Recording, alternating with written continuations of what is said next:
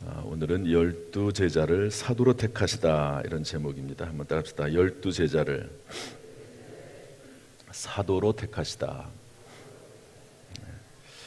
어제는 또 그제는 서기관과 바리새인, 이런 유대 종교 지도자들과 예수님이 안식일 논쟁을 했던 그런 내용이 나옵니다.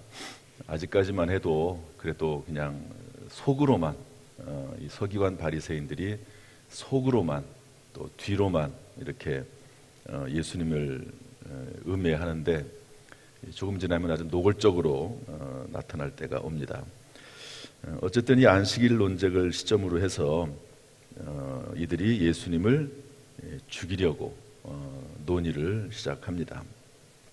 그러나 예수님은 그런 살해 음모에도 불구하고, 예수님 다 모르겠습니까? 그럼에도 불구하고 하나님의 나라의 확장을 위해서 일하시는 사역의 하나로 12명의 사도를 세우십니다.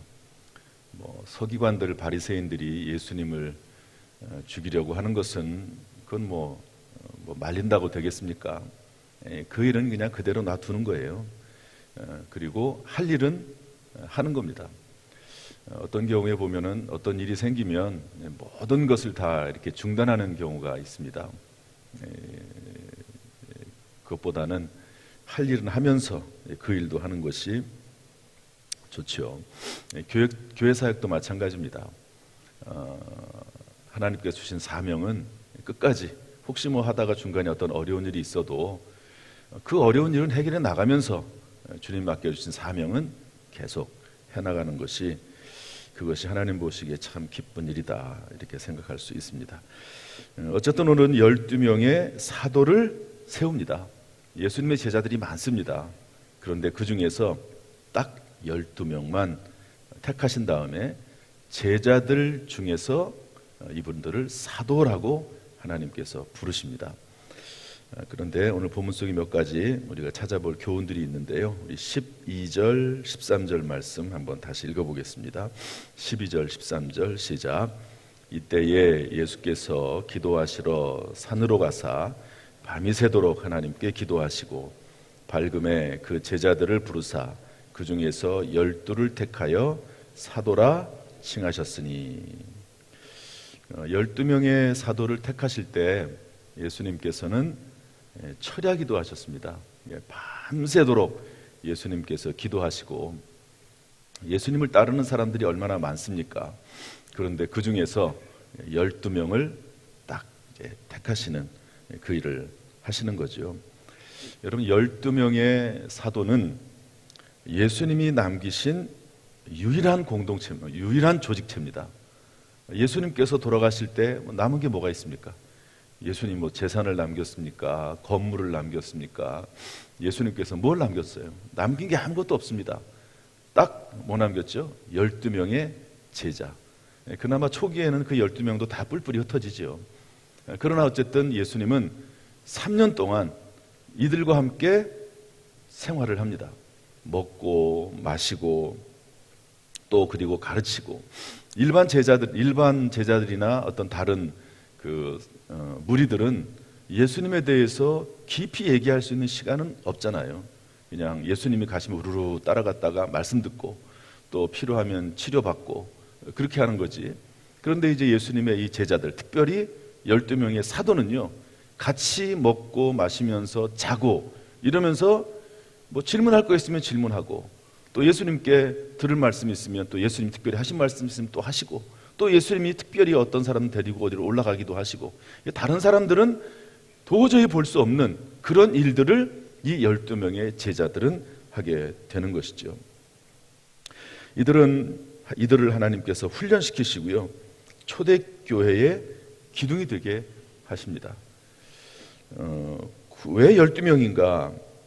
아마도 이스라엘 지파가 12명이기 때문에 이들을 통해서 구약시대에 있었던 12지파의 개념처럼 이제 이분들을 통해서 신약시대의 영적 새로운 지파들을 예수님께서 형성하셔서 정말 새로운 어떤 하나님의 뜻을 성취해 나가는 것으로 이해해 볼 수가 있습니다.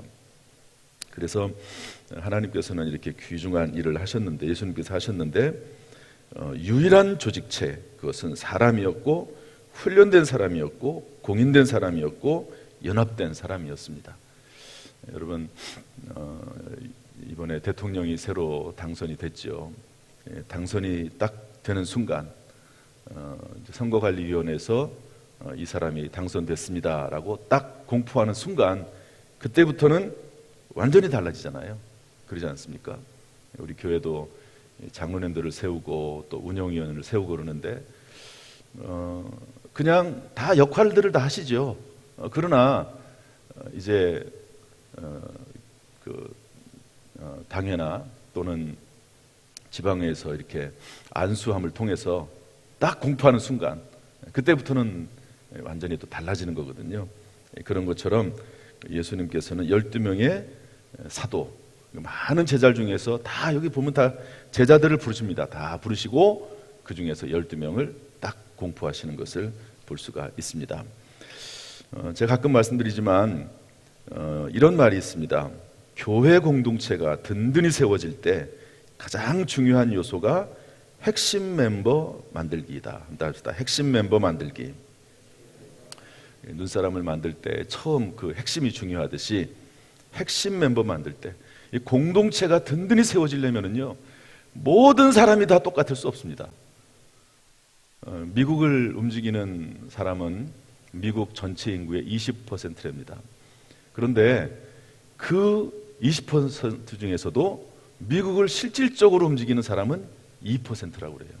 그러니까 그 2%의 사람이 미국을 움직이는 겁니다. 미국을, 그 큰 나라, 전 세계를 이끌어가는 그 미국을 움직이는 사람은 2%다. 각 이렇게 전체 어떤 각 분야들이 있을 것 아닙니까? 그 분야마다 또 그리고 연합된 그런 2%의 사람들이 이끌어간다 하는 것이죠. 우리 교회는 하나님께서 핵심 멤버를 만들어 주신 게 아닌가 하는 생각을 합니다. 우리 교회 핵심 멤버들이 있거든요. 누가 여러분 핵심 멤버라고 생각을 하십니까? 공식적인 핵심 멤버들도 있고 또 그리고 하나님께서 세워주신 핵심 멤버들도 있습니다. 교회가 어렵고 힘들 때 정말로 교회를 위해서 눈물로 기도하고 물심양면으로 수고한 그런 분들이 계시거든요. 그런 분들은 마땅히 공식적으로 인정을 받아야 되고, 예수님께서 12명의 사도를 세웠던 것처럼, 그리고 존중해 줘야 됩니다. 주님을 위해서 희생하고 헌신하고, 앞으로도 계속 희생하고 헌신해야 되겠지만 존중해 줘야 되는 거죠. 우리 교회는 이런 핵심 멤버들이 있는 것으로 인해서 참 감사하게 생각합니다. 차세대 이제 핵심 멤버들도 만들어져야 되겠죠. 제가 노력하죠. 그러나 제 노력으로 되는 것은 아닌 것 같아요. 제 노력으로 되는 건 아닌 것 같고, 저는 그냥 애쓸 뿐이고, 하나님께서 하나님의 방법으로 한 명, 두 명씩 이렇게 세워나가지 않을까 하는 생각을 해보게 됩니다. 어쨌든 이 핵심 멤버를 만드는 게 중요하다는 겁니다. 어느 공동체든지 주님께서는 왜 그러면 사도들을 택하셨나? 이것은 예수님께서 부활 승천하신 이후에 복음을 널리 전파하실 증인을 삼기 위해서 그렇습니다. 증인. 답시다. 증인. 두 번째로는요, 예수님에 관한 중요한 교훈과 경험들, 구체적이고 세밀한 가르침과 사실들을 증언하고 기록하도록 하기 위해서 그렇습니다. 기록하도록. 기록은 상당히 중요하거든요. 예수님 그때 있었던, 예수님께서 책을 쓰신 것도 아니잖아요. 그런데 누군가는 그 예수 그리스도에 관한 일을 기록에 남겨야 됩니다. 그냥 구전으로 전하는 것과 글로 남기는 것은 중요하고 아주 큰 차이가 있거든요. 그런데 예수님의 제자들이 예수님을 직접 체험했습니다. 직접 예수님을 봤습니다. 예수님에게 직접 들었습니다. 그래서 그 예수님에게 직접 들었던 내용들을 본인이 직접 쓰기도 하고요. 마태복음 같은 경우는 마태 제자 예수님의 사도 가 직접 글을 쓴 거거든요. 성령의 감동에 의해서. 그리고 다른 사람들에게 그 얘기를 해줘요.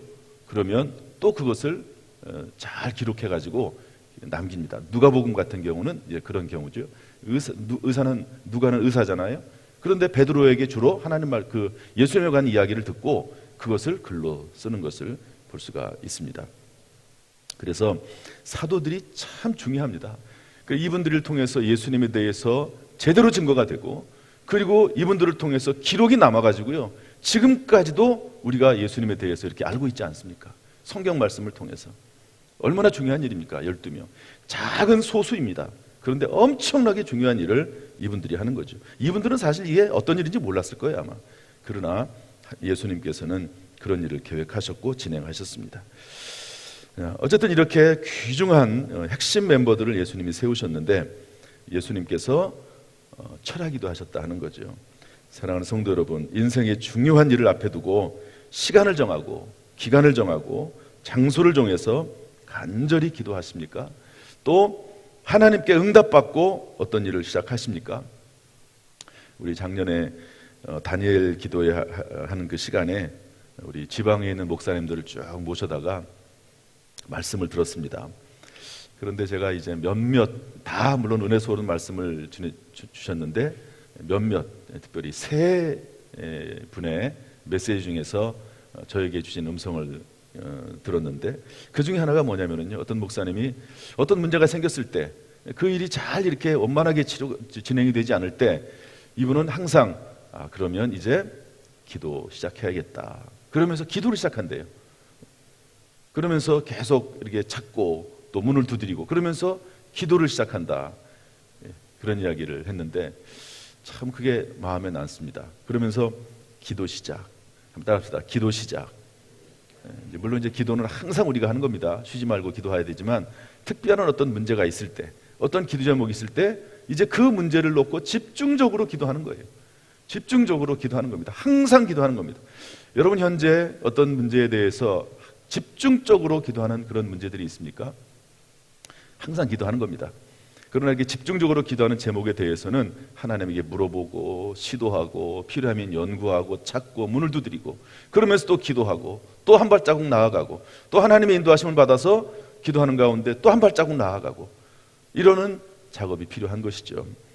여러분, 무엇보다도 중요한 일이 있을 때 하나님 앞에 기도로 시작하는, 기도하는 저와 여러분 될 수 있기를 주님의 이름으로 축복합니다.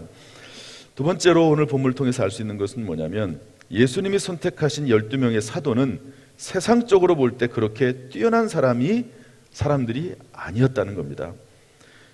주류는 베드로, 야고보, 요한 같은 이런 분들은 주류죠. 예수님께서 특별히 이 세 사람을 또 데리고 변화산 같은 데 올라가시고 그러잖아요.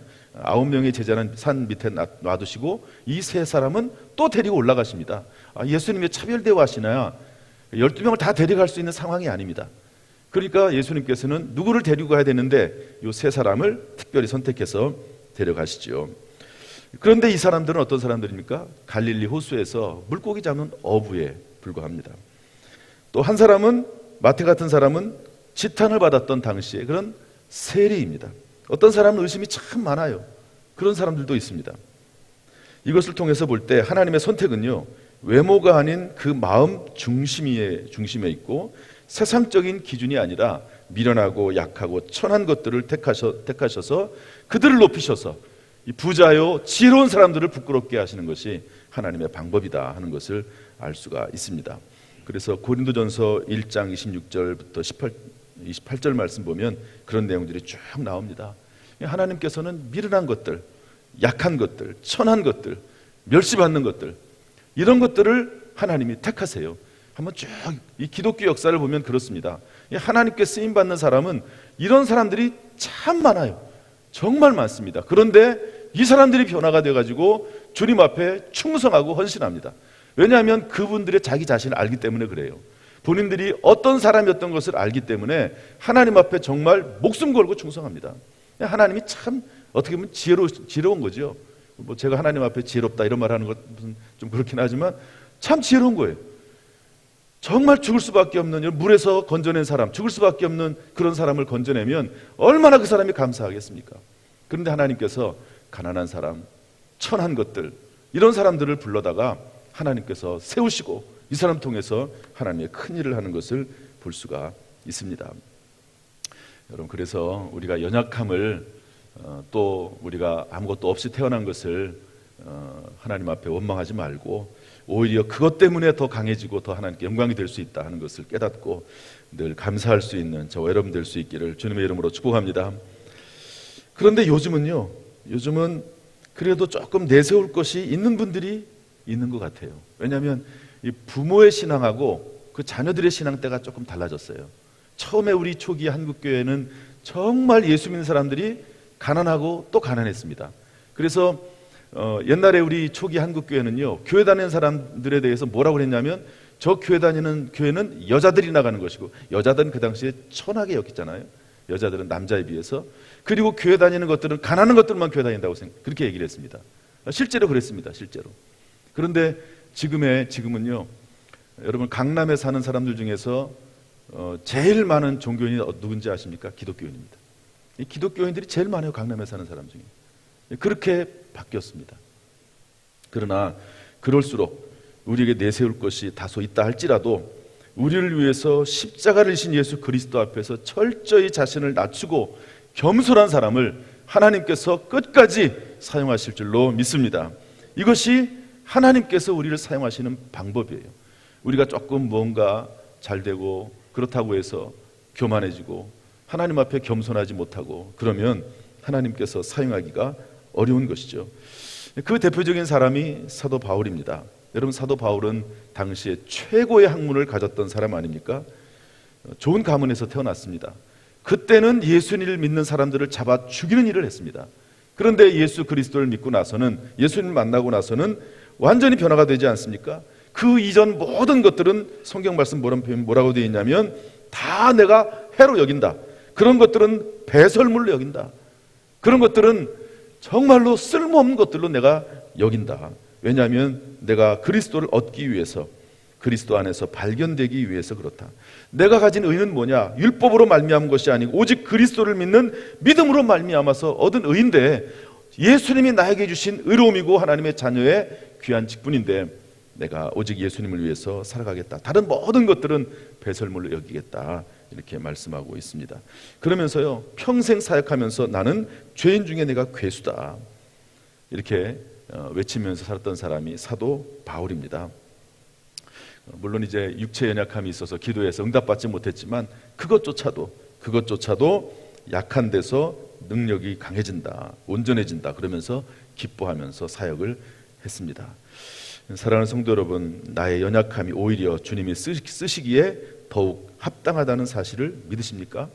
하나님께서는 겸손히 섬기며 사역하는 자를 존귀하게 하십니다. 겸손하게. 오늘도 이 새벽에 나와서 겸손하게 무릎을 꿇는 우리 모든 성도들에게 은혜 베풀어 주시어서 하나님께서 우리를 강하게 하시고 지혜롭게 하셔서 그것을 통해서 하나님께 영광이 되기를 주님의 이름으로 축복합니다.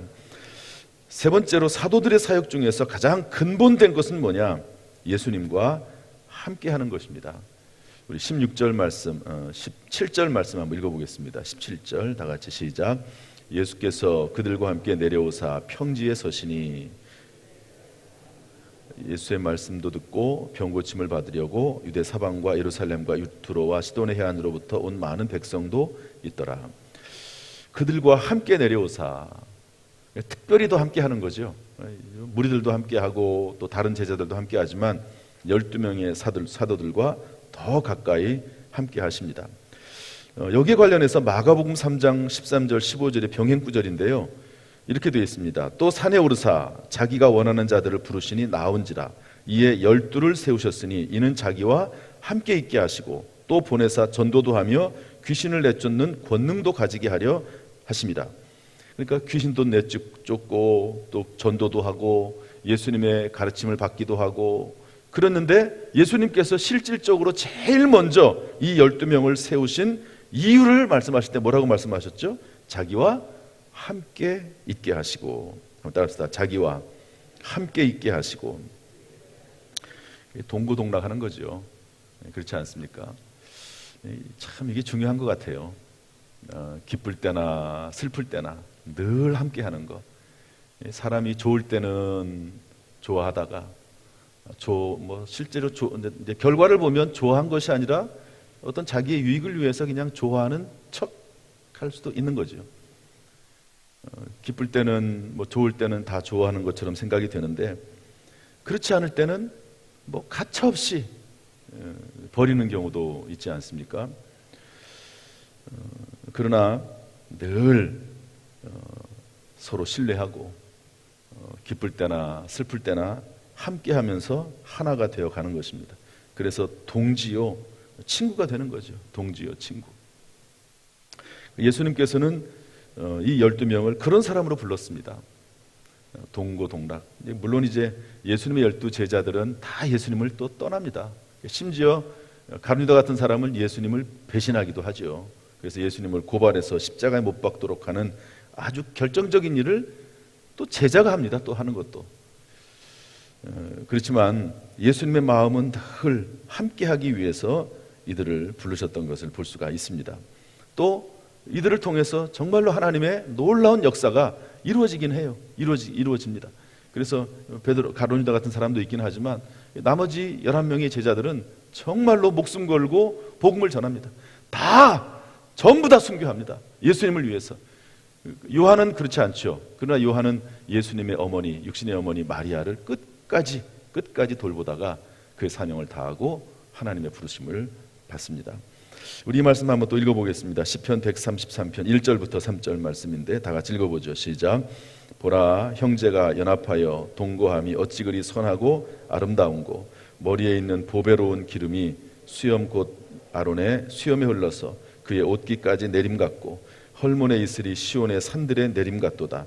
거기서 여호와께 복을 명령하셨나니 곧 영생이로다. 이런 일들이 서로 연합하고 동거하면 하나님께서 복을 주신답니다. 그리고 영생을 주신다고 말씀하고 있습니다.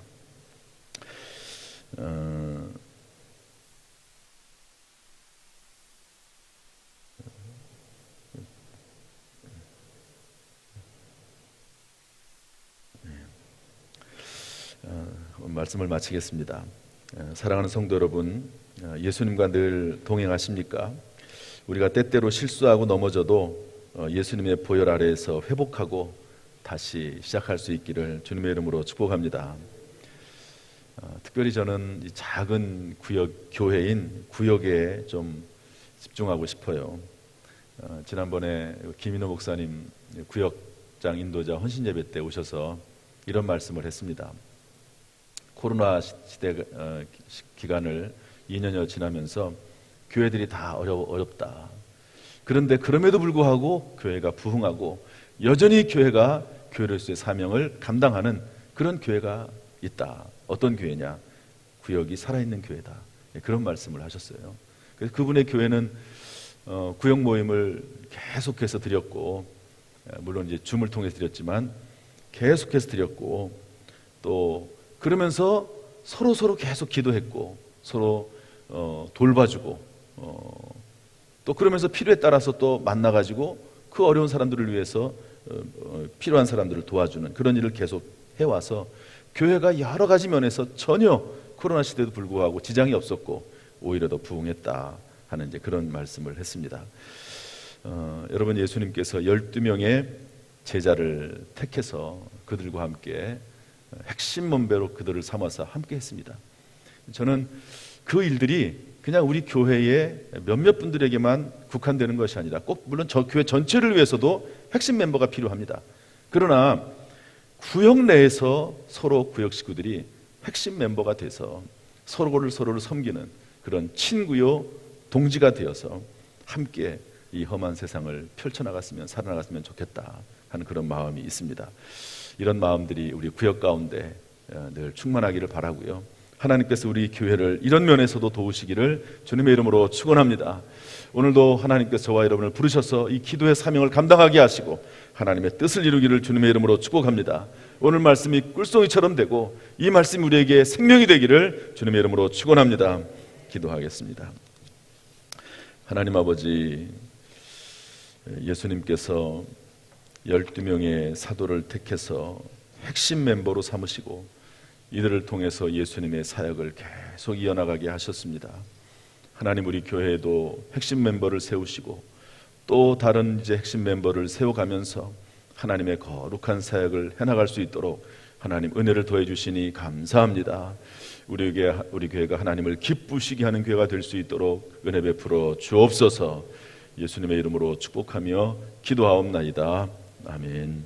이제는 우리 주 예수 그리스도의 은혜와 아버지 하나님의 무한하신 사랑과 성령님의 교통하심이 오늘 시간 주 앞에 나와 예배드리는 모든 성도들 한 사람 한 사람 머리머리 위에 실시간을 통해서라도 주의 말씀을 듣고 기도하며 묵상하는 모든 성도들 위해 또 유튜브를 통해서라도 이 말씀을 듣고 말씀의 사람이 되기를 소원하는 모든 성도들에게 지금부터 영원토록 순간순간마다 함께 하시기를 간절히 축원하옵나이다.